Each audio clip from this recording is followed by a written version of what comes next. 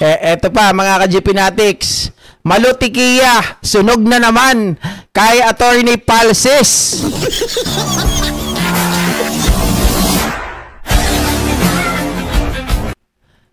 Matapos mga ka-GPnatics na masunog itong si Malutikiya dito kay Attorney Claire Castro during na magkasama sila sa interview sa Bilyonaryo, if not mistaken, Bilyonaryo. Ngayon naman, si Attorney Jesus Palsis, mga kababayan, ang naka-argue nitong si Malutikiya. Anong usapan? Usapang confidential funds. Tingnan natin kung ano nangyari dito sa kanilang matinding bakbakan. Ay, wait.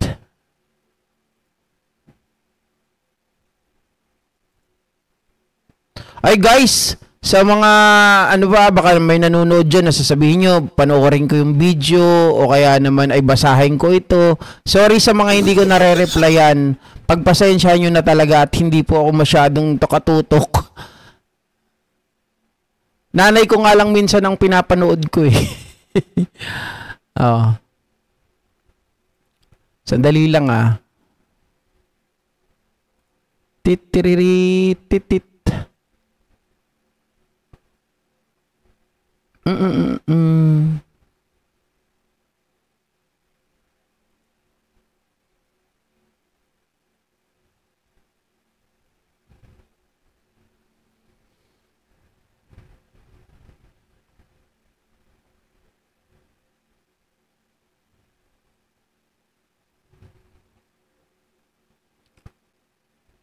Delay lang ng konti guys wait lang. Easy. Wala yung kay Tikiya. Bakit ganun?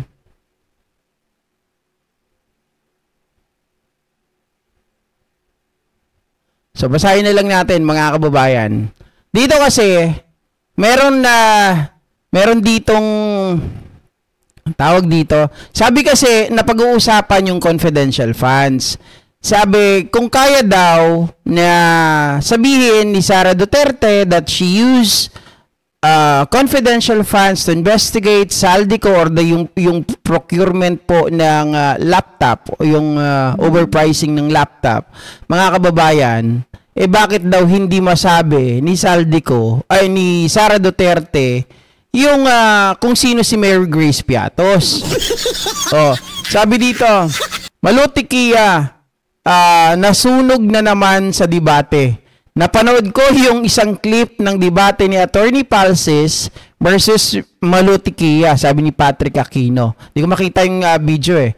Iginiit ni Tikiya na concern si Sara Duterte ang national security kaya hindi nito madivulge kung sino si Mary Grace Piatos. Alam nyo mga kababayan, pagdating sa ganitong bagay, talagang sunog na to no? Totoo naman yung sabi ni Attorney Palsis If you can do it, na pangalanan, na sabihin that you use the confidential funds, mga kababayan, to investigate Saldico, you can actually tell all the people who is Mary Grace Piatos is, di ba? Ito pala yon. Mga kababayan, sorry. Ito, nakita ko na. That's a default already. Pag spare tire ka, hindi ka nag-ambisyon dito. Spare tire. Kasi ready to serve. That's a default. Ang pangit ng terminology kay Sara, spare tire. Already, you don't need to say totoo naman yun, spare tire. Be president or take over anytime. Parang it's conduct unbecoming kasi may context of destabilization. May context na merong mass rallies trying to call for the resignation of the president. And so parang ang dating, masyado siyang quote-unquote, hindi ready, but attack. Correct. And it's not really a question of are you ready to be vice president It should be a question of are you competent, are you accountable, are you clean? Alam nyo mga ka-GPnatics, Jesus Palsis is a good point in everything he say. Bakit kanyo? Ayun talaga ang katanungan Kasi dito kay Sara Duterte, alam naman natin, spare tire siya. Whatever happened to the president, mga kababayan, in case na siya ay incapacitated or kaya bumaba, meron talagang rule of succession. Hindi natin maalis yon. Pero yung madaliin mo yung presidente para pababain, mga kababayan, tapos sasabihin mo, I'm ready. Ready. Ready. Pabababain mo yung Pangulo na nagbukas ng pintuan, ng bintana, mga kababayan, ng kanyang bahay, ng bahay daw, ng pintuan, ng bintana para sa masilat yung korupsyon na yan, matigil, tapos ang ipapalit nyo ay spare tire na meron ding accountability pagdating po sa di ba? Accountable, dapat hold them accountable doon sa kanyang confidential funds. Ito na yung naging tension. Are you prepared to face the music, especially yung impeachment, yung confidential funds, hindi pa naman niya nasasagot yung mga ganong questions. So, ready for the president or ready for accountability? If I may just correct, Yes. The impeachment, there was a ruling, you're a lawyer, there's an impeachment, there was a Supreme Court ruling on that, so hindi ko rin maintindihan, may isa na rin akong abogadong narinig na sinabi na deal with the issues of the impeachment. She dealt with it. In fact, she was willing to face the Senate. Wow! In fact, she was willing to face the Senate, but the music, mga kababayan, told different. Di ba? Totoo naman Sabi nila, gusto niya na harapin ang kanyang kaso or the impeachment, mga kababayan. Ganun ba yung totoo? Naglagay ka ng 17 na abogado or 16 o kahit ilan pa yan, mga kababayan, dapat in-stop nyo yung Senado. Kung meron kayong abogado na ganon, dapat in-stop nyo yung Senado. Sige, it's about time. Siguro this is the right avenue for us to disclose this thing. This is the right avenue para ipagtanggol ko yung sarili ko that is not true. Diba? I'm not a corrupt person. Hindi ako nagnakaw. Something like that, mga kababayan. Pero forthwith, anong ginawa nila? Diba? Yun na yung pagkakataon para ipagtanggol niya yung sarili niya. Para patunayan niya to all people out there saying that she is corrupt, she is manggagancho. Yeah? Manggagancho talaga Diba? Mga kababayan? Tapos itong si propagandista Tikiya. Unfortunately, the Senate ruled like that because of the Supreme Court. Pending appeal. Pending appeal. So once that is settled, di ba, then kung gusto nyo mag-file uli. That is the work of democracy. Yes. Well, I also... Wow! May democracy. Kapag pabor sa kanila, that's the work of democracy. Pero kapag hindi pag hindi pabor sa kanila, wala kasing due process.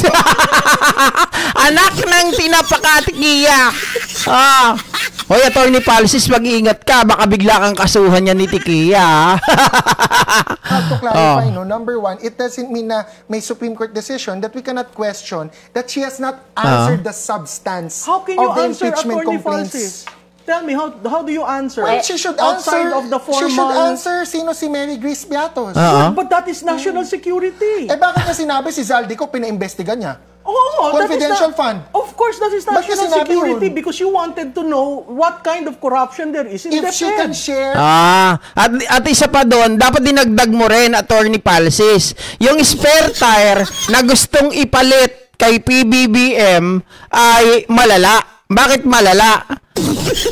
She used the confidential fund to investigate Zaldico, the procurement of overpricing laptops, and then found out lately na may kinalaman ng SunWest ni Zaldico, mga kababayan, but she not even mention, di ba? She not even show it to the public before. What does that mean? Diba? Paano yun? Ibig bang sabihin, mga kababayan, very selective, if that moment kakampi pa nila, hindi nila papangalanan, if hindi na nila kakampi, then sa kanila sasabihin? Dapat ganun, may banat ka sana, ang ganun na Attorney Palsis. That she used her confidential funds No, that for is national Zaldico, security. then Read. she should answer. Read the joint Ma'am memorandum. Leticia, thank you. Do you agree na shinare Hindi, niya pero si may Zaldico? tanong lang ako.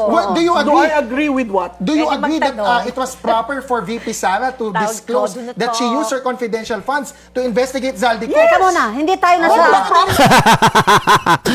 Mga kababayan, oo nga naman. Alam mo, hindi proper yun. Hindi proper. Unang-una, eto makikita natin talaga na propagandista itong si mga kababayan. O sabihin natin na talagang very selective pagdating sa mga bagay-bagay. Okay? Sabihin natin, sige, wag propagandista, pangit na sabihin natin yon. Pero, isipin mo, ang tanong ni Jesus Palsis, Attorney Jesus Palsis, tingin mo, ito yung tama na i-disclose siya yung bagay na yun? Hindi! Mga kababayan, ito yung nagpapaimbestiga si PBBM. Kailan ba sila nagpaimbestiga? Okay, balikan natin. Secretary pa siya ng DepEd. Okay? 2022. 2025 na ngayon. So, dapat, dinisclose niya to right away after the investigation happened when they found out na SunWest and Zaldico, mga kababayan, is behind of this controversy. Tama? Bakit ngayon lang? Ano to? Para dagdagan yung bigat ng sasabihin, mga kababayan, ng kasalanan o sabihin ng mga tao sa gobyerno? Dapat noon pa kung gusto mo talaga. Kaya mo naman palang sabihin eh. Bakit ngayon lang? Bakit ngayon lang? Sinabi ang lahat. Bakit ngayon lang lumabas ang investigasyon? Disclose his Teka muna. But you cannot, status. you cannot release all the information because it stop borders is the national meaning of security. ito. Ma'am, ano yun? Hindi, gusto ko lang malaman na bakit sino po ba ang gusto niyong president? Ay, Kanino po ba kayo kay PBBM or kay... Hindi, gusto ko kasi... Ay, hindi ko iba kasi ang binoto kong presidente. so pero ang wala sa binoto kanila. kong vice president. So parang fair ka lang.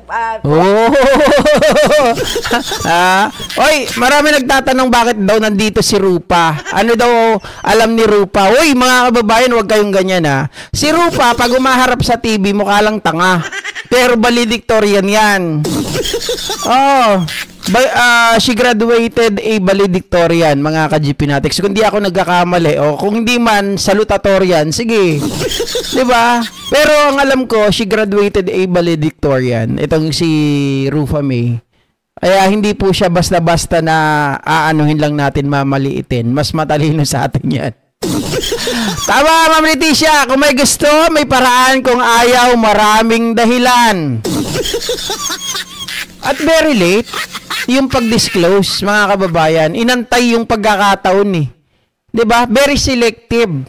At bakit at this very moment?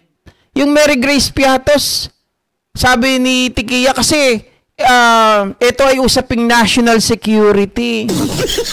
Okay, ito ang sagot diyan. Mga kababayan, if that is the case, tandaan niyo to kung it involves national security, may paraan dyan. Okay? Para hindi na umabot sa tinatawag na pagpipilit natin sa impeachment trial because of the confidential funds, mga kababayan. Simple lang naman ang gagawin eh. Para saan ang executive session? Malo! Matalino ka, sabi mo. Sabi ng mga DDS, 'di ba? Matalino kayo. In fact, mga kababayan, believe din ako dati sa mga mga pahayag. Kaya lang, simula nung nagpakita na DDS, bobo pala. 'Di ba? Kasi unang-una, kung pinagpipilitan mo that involves national security at inaalala ni Sara Duterte 'yon, merong executive session. Sa executive session, kayo lang nakakaalam eh. 'Di ba? Kayo lang nakakaalam. But where is mga kababayan, nasaan ang equality ng Mary Grace Piatos sa totoong tao? Bakit hindi nyo doon pinakita? Simpleng tuldukan natin ang issue by going to the executive session and I'll present to you who is this Mary Grace Piatos that you laughing at?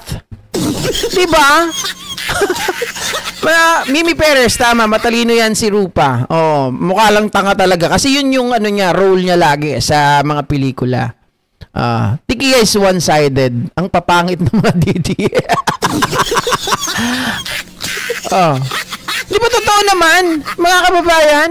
Tinatawanan natin yung yung Mary Grace Piatos, Kokoy Villamin, etc. Di ba?